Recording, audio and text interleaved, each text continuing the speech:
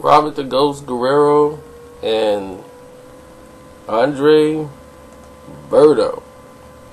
Now, I must admit, here's my comments on the weigh-in. I wanted to wait till the weigh-in before I do a breakdown on this fight because I thought that was going to be significant and it would tell me a lot.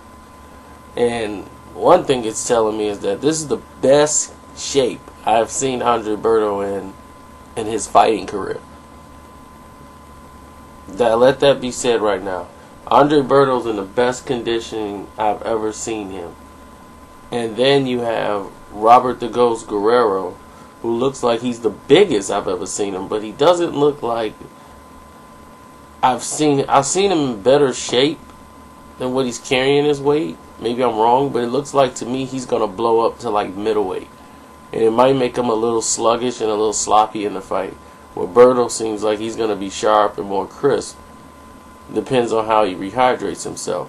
Now, with that being said, even though he looks to be in the best shape of his career, physically, the scale weights were 146.4 for Guerrero and 146.8 for Berto. Now, this is for the interim WBC title that Guerrero has because I guess Floyd Mayweather has to decide if he's going to give it up. But this is the situation. Going back to the skills that they possessed in the past, Andre Berto is a one-hand fighter. His left hook isn't for anything, and he's basically totally a right-hand fighter. He has a great right uppercut and a great right hand, overhand right that he throws.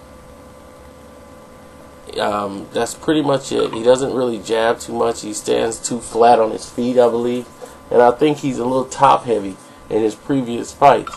But he promised, he knew that those were the problems that he had in the past, and he promised that that was the old Andre Berto. This Andre Berto is not going to be that Andre Berto that we've seen before, prior in other fights.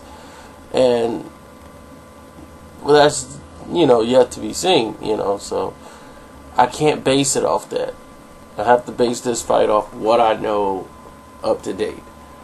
And Robert Guerrero is a bit more active than Andre Berto. Sure, there's a lot of times where Guerrero got tired, and I think he's going to do that in rounds, and Berto's going to have his chances. But it's really hard to drop Robert Guerrero. This guy, he takes a good shot, and he keeps going. And he keeps fighting hard. And I don't know if Berto's conditioning will keep him up to throw more than 2 punches around and hold. So we'll have to see. I have Robert Guerrero winning this fight on a decision.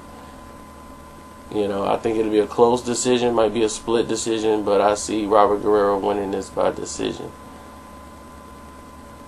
And we'll talk after the fight. Peace.